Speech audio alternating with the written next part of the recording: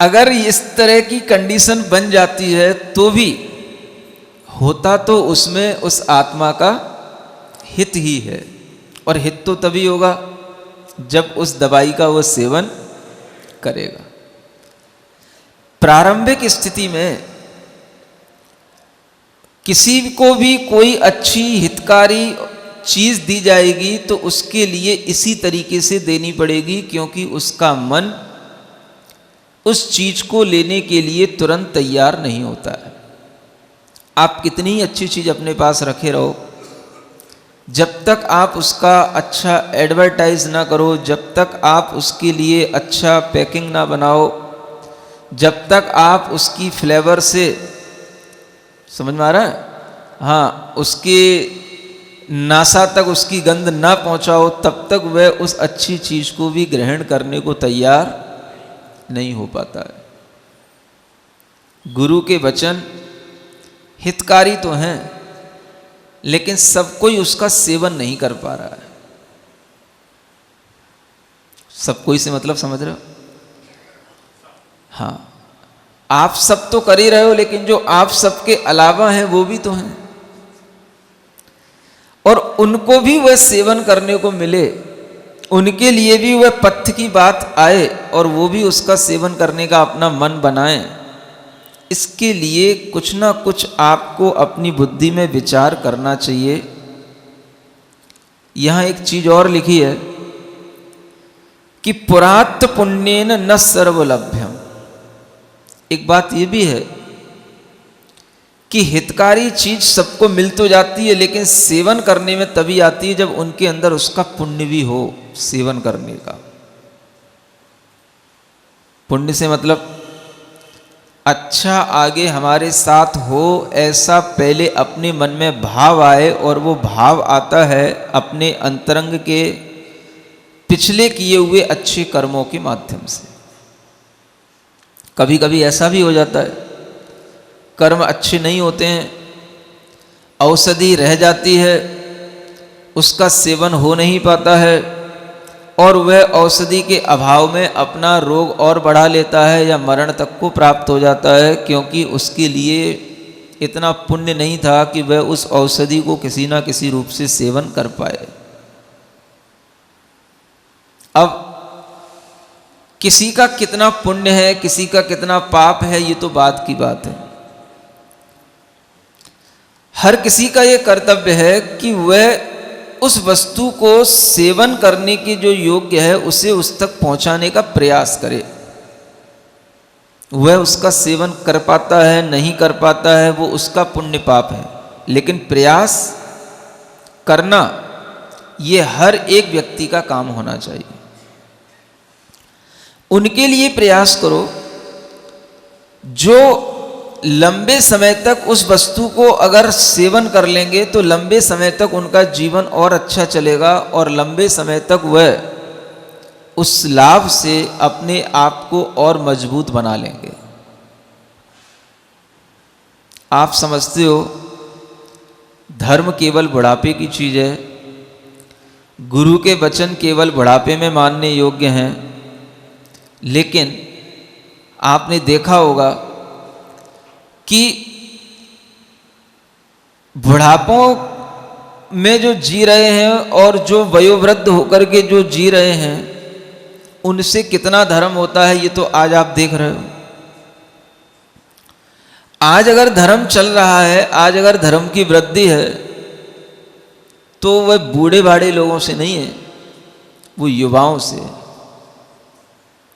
और आज आप देख रहे हो कि साधु संतों में भी पहले बूढ़े बाड़े साधु संत दिखाई देते थे, लेकिन आज आपको बूढ़े बाड़े साधु संत कम मिलेंगे, युवा साधु संत आपको ज़्यादा मिलेंगे। आपने ताली तो बजा दी, लेकिन ये ताली वैसे ही है जैसे किसी से कहा जाए कि देखो वो पुलिस में भर्ती हो गया है, वो मिलिट्री में भर्ती हो गया है, वो सेना में भर्ती हो गया है, और उसने देश में इतनी रक्षा करने का संकल्प लिया है और देश की सीमा पे खड़ा है। सुन रहे हो? तो आप उसके लिए ताली बजा देते हो, हाँ बहुत अच्छा काम कर रहा है, बहुत अच्छा काम कर रहा है, बहुत अच्छा काम कर रहा है। आपसे ये कहा जाए कि आप अपने लड़के को मिलिट्री में भेजो, आप अपने लड़के को देश की सीमा में पहुंचाओ, आप अपने लड़के को पुलिस बनाओ, फिर कैसे ताली बजाओगे? सुन रहे हो?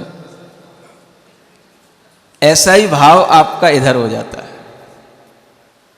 युवा संत हैं, युवाओं से धर्म की वृद्धि होगी, हाँ आप करो। सुन रहे हो? अब हम आपसे पूछें कि आपके घर में युवा हैं, वो कितनी धर्म की वृद्धि कर रहे हैं? आपके घर में जो युवा हैं वो कितना धर्म स्वीकार कर रहे हैं? आपके घर में जो युवा बेटे बेटियां हैं वो कितना धर्म के मार्ग पर आगे बढ़ रहे हैं? तो आप कहोगे वो हमारी बस की बात नहीं है। जो कर रहे हैं वो बहुत अच्छा कर रहे हैं, हम अपने लिए क्या कर सकते हैं? बस यहीं पर जो है एक कमी, जो चीज और आगे बढ़नी चाहिए वो चीज आगे बढ़ नहीं पाती है। आपको ये सोचना है कि आज की स्थिति में भी अगर धर्म हमारे मंदिरों के माध्यम से, धर्म हमारे धर्म शास्त्रों के माध्यम से या धर्म गुरुओं के माध्यम से आगे बढ़ रहा है, तो वह भी एक नए विचार के साथ बढ़ रहा है, एक नई भावना के साथ बढ़ रहा है। आजकल के बच्चों के अंदर वह धर्म भावना की कमी बनी हुई है, और उस धर्म भावना की कमी के कारण से उन्हें धर्म के नाम से भी कई बार अच्छा महसूस नहीं होता है। इतना तक उनके अंदर धर्म के प्रति हाँ एक चिढ़ सी बैठ गई है। जब कभी अगर कोई सामने हो और उससे कभी सीधे धर्म की बात कही जाए तो उसे अच्छी भी नहीं लगती। क्या किया जाए? पहले उनसे उनके इंटरेस्ट की बात करो। उनका इंटरेस्ट किसमें है? उनका इंटरेस्ट है कि हमारा कैरियर कैसे बने। उनका इंटरेस्ट है कि हमको आगे की लाइफ में कैसे सक्सेस मिले। तो आपका कर्तव्य है कि पहले आप उनके लिए वह सफलता और वही कैरियर बनाने की बात उनके सामने रखो। जब वो कुछ भी आपकी बात को मानेंगे, स्वीकार करेंगे, तो फिर उनके अंदर ये बात आएगी कि आखिर ये सफलता मिलती कैसे है, ये कैरियर आगे अच्छा बनता कैसे है। तो फिर किन चीज़ों से बनेगा? वो चीज़ें आप उनके सामने रखोगे तो वे सब वही चीज़ें होंगी जो आपको कहीं ना कहीं धर्म से जोड़ करके आगे बढ़ाने वाली हों। चाहे वो खाने की चीज़ें हों, चाहे पीने की चीज़ें हों, चाहे पहनने ओढ़ने की चीज़ें हों, चाहे वो किसी भी तरीके से धर्म मंदिरों में जाकर के धर्म क्रिया करने की चीज़ें हों, वो सब चीज़ें उनके अंदर तभी आएंगी जब पहले आप उन्हें ये बताओगे कि हाँ इससे तुमको सफलता मिलेगी। आप करते क्या हो? सीधा अपने बच्चों से कहते हो बेटा मंदिर जा। क्या सुन रहे हो? सीधा अपने बच्चों से कहते हो जा अब से कर ले, पूजन कर ले। वो करने को तैयार नहीं होता क्योंकि उसका पहले से इन चीज़ों में कोई इंटरेस्ट है नहीं। आपको उसे कुछ ना कुछ वहां पर बर्फी देनी पड़ेगी। बर्फी समझ रहे हो ना? हाँ हाँ, वो दवाई तो उसमें बाद में डली जाएगी, पहले आपको ये लोभ देना पड़ेगा कि वहां बर्फी है। और वो बर्फी का मतलब क्या है? उसे आपको ये बताना पड़ेगा कि वहां पर पहुंचकर के भी तुम्हें अपने जीवन की वही वस्तुएं मिलेंगी जो तुम यहां चाह रहे हो लेकिन मिल नहीं पा रही। कुछ चीजें हमारे सामने ऐसी होती हैं, हम चाहते तो हैं, पुरुषार्थ भी कर लेते हैं, लेकिन फिर भी वो हमारे पास आते आते ऐसा लगता है जैसे छूट गई हो। हमारे हाथ में आते आते वो चीज निकल गई हो। ऐसा जब आपके लिए महसूस होता है तो उसके पीछे कारण क्या होता है, तो उनको एक चीज ये भी बताने की होती है कि बेटा पुरुषार्थ करने के साथ साथ अच्छे कर्म हमारे किए हुए जो हमारे पुण्य के रूप में हमारे सामने आते हैं वो भी हमारा साथ देते हैं।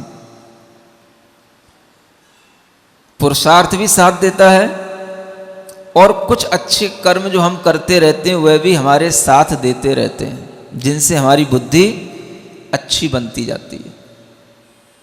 अच्छे कर्म होंगे, अच्छा पुण्य होगा तो आप किसी अच्छी संगति को प्राप्त कर लेंगे। अच्छी संगति मिल जाएगी, आपके लिए अच्छे विचार मिल जाएंगे और उन अच्छे विचारों को अपना करके फिर आप अपने कैरियर में किसी भी तरीके की जो प्रॉब्लम आ रही है उनको सॉल्व कर सकेंगे।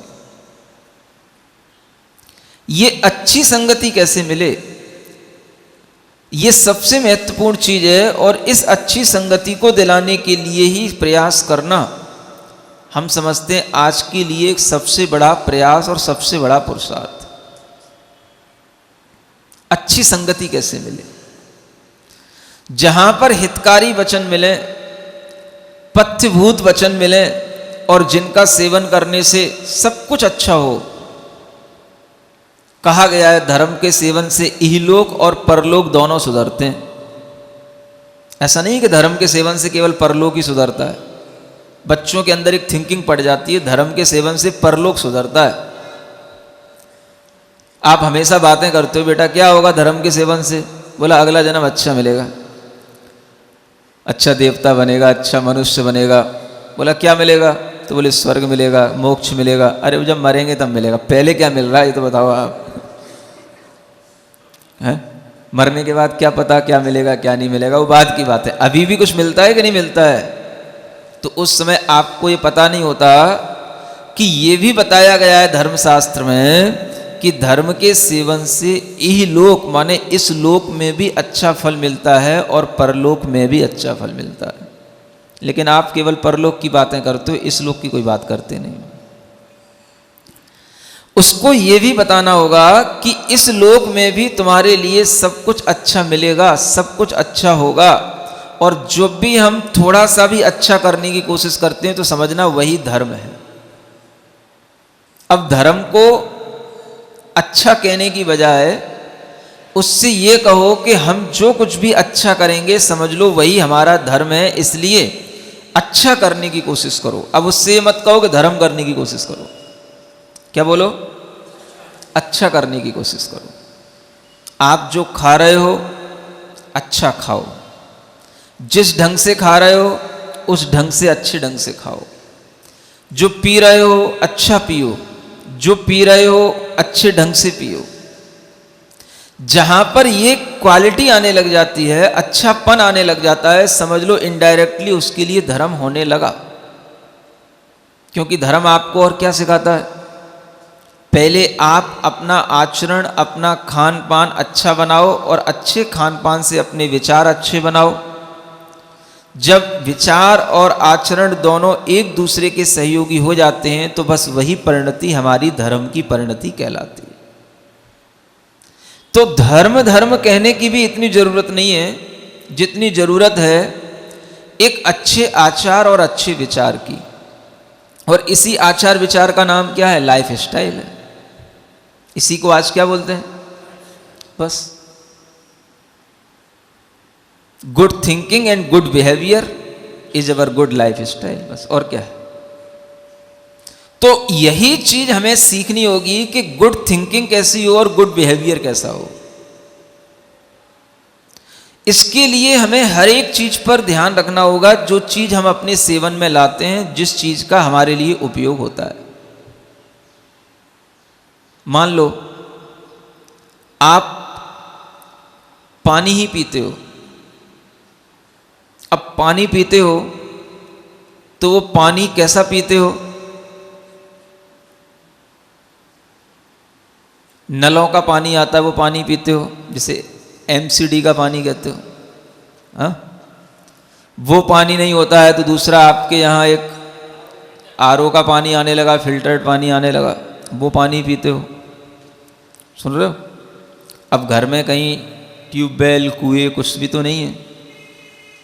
दिल्ली में तो समस्याएं हैं, खुदा भी नहीं सकते हो, बगल वाला कंप्लेंट कर देता है। सोसाइटी है, सोसाइटी में ये सब काम हो नहीं सकते हैं। ये भी प्रॉब्लम है। तो क्या करना? आपके लिए ये जो पानी पीने में आ रहा है, ये पानी भी आपके लिए अशुद्ध है और ये भी आपके आचरण को अशुद्ध बनाए हुए है। इस बात पर जब आप गौर करेंगे तब आप दूसरे पानी के बारे में सोचेंगे। नहीं करेंगे तो उस पानी से आपका नुकसान होता जाएगा। जो नल का पानी आता है वह पानी तो इतना अशुद्ध होता है कि उस पानी को अगर आप बॉईल किए बिना भी पीते हो तो वो पानी आपके लिए नुकसानदायक ही होगा। बॉईल किए बिना वो पानी कभी भी आपके लिए अच्छा हो ही नहीं सकता। और जो पानी आप फिल्टर समझ के पी रहे हो, बिल्कुल फिल्टर्ड है, आरओ का पानी है, वो पानी भी आपके लिए नुकसानदायक है, क्योंकि वो फिल्टर्ड तो हो गया लेकिन उसमें वो सब चीज़ें भी फिल्टर्ड हो गई जो आपके पेट के लिए, आपके शरीर के लिए आवश्यक थी। वो आपको पता ही नहीं है। बहुत प्योर है, प्योर है, प्योर तो है, लेकिन वो कैसे प्योर हो गया कि उसमें पानी के भी तत्व भी निकल गए, इतना प्योर हो गया वो। इसलिए उसको प्योर भी कहना ठीक नहीं होता है। उसको क्लीन वाटर तो कह सकते हो लेकिन प्योर वाटर नहीं कह सकते। क्लीन हो गया, साफ हो गया। प्योर का मतलब होता है शुद्ध हो जाना, शुद्ध नहीं हुआ।